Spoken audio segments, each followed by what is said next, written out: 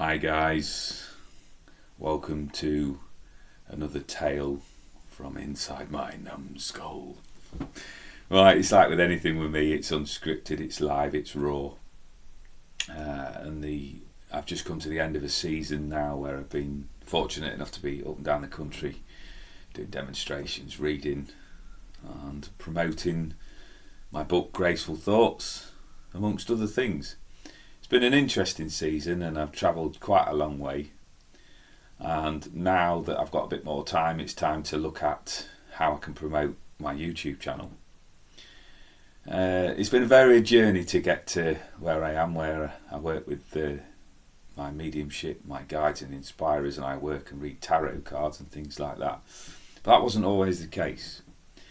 My background, for 12 years I was a prison officer in 2 different prisons, and I've done a bit of research when I've looked through YouTube's files itself, and there are varying accounts from prison officers about what they've experienced within the jail, and also about prisoners that have spoken about their experience and how they've sort of encountered the prison system and what they believe that prisoners are like in prison, and also what screws are like. And if for those of you that are uninitiated, screws was a term that was given to prison officers.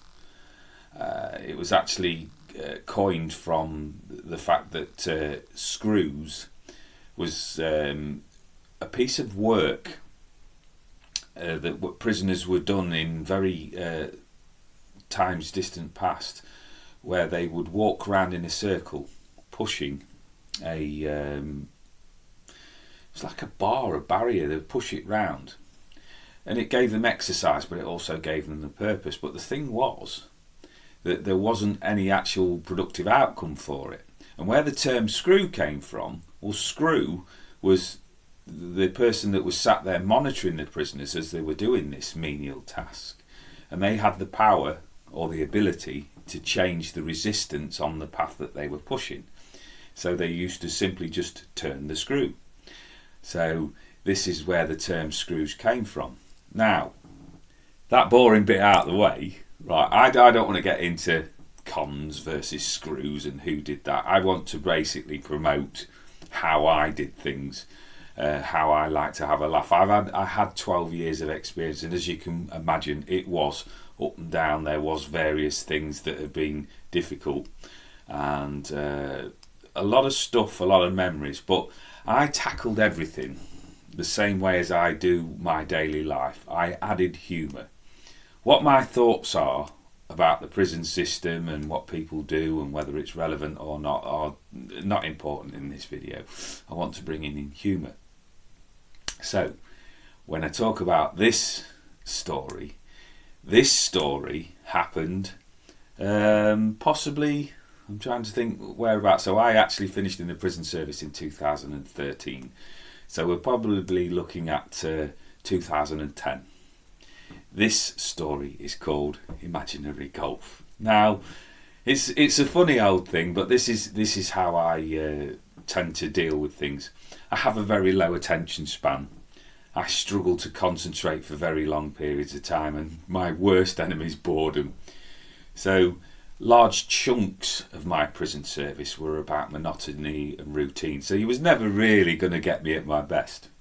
So one morning I'm doing the routines where I open up the prisoners for them to come out and put in their applications and go to the toilet and showers and all the rest of the things, and they set themselves up for the day.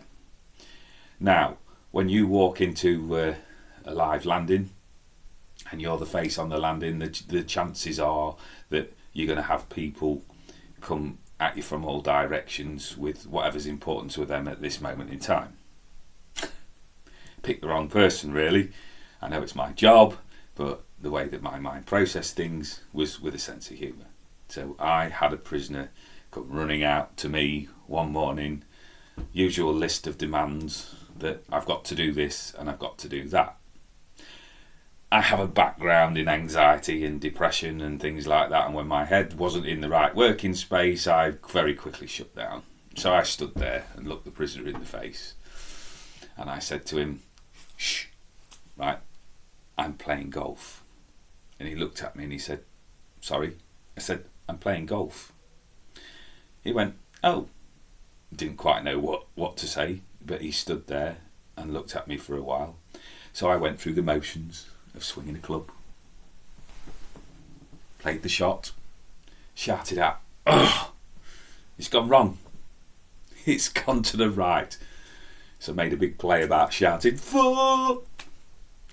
Then he comes up and he starts again with his story. And I said, "Because it's bad form to put somebody off when they're swinging." So I had a look at this imaginary shot in my head, and I turned around and I went, "I think that's an 8-iron." So he was just about to start speaking to me again, and I said, "Right, here's my 8-iron." Wow! I said, "Wow, it's gone on the green."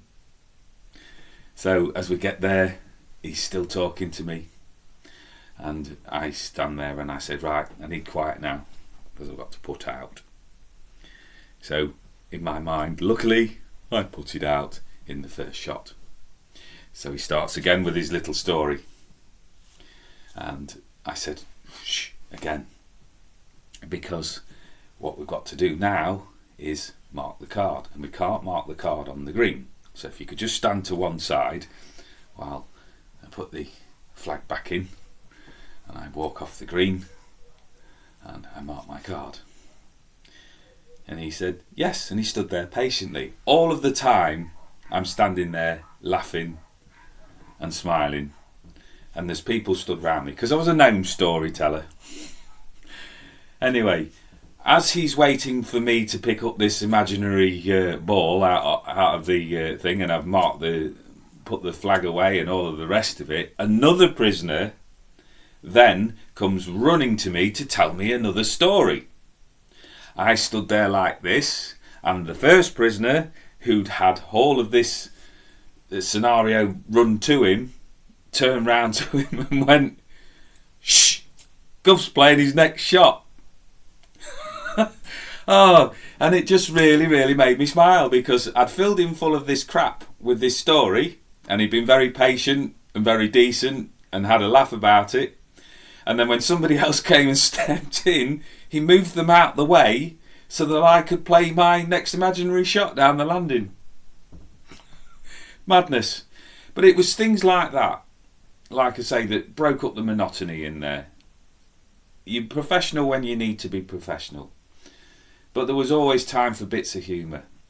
And I thank the prison service for my development. There's other things there that weren't so great, but I tend not to dwell on them. So as I leave you with these thoughts this morning, it's just sprinkling in a little bit of humour, that everybody out there has got a role in their life. I am 10 years further on, and some of these stories still live long in the memory.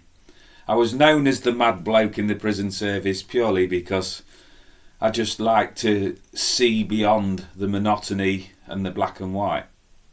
So the idea behind all of these videos is to just add a little bit of colour and talk about my experiences. So if you want more of this, please tune in and let me know. And if you don't, well, you don't have to watch. So if you can do me a favour, guys, wherever that button is, smash the like and subscribe. And I will be on doing some tarot, some live mediumship and some live work, and plus recanting some of the stories that have happened to me in my eclectic life. Hope this video finds you well. Best of luck and in all your endeavours. And bless you for watching. Thank you.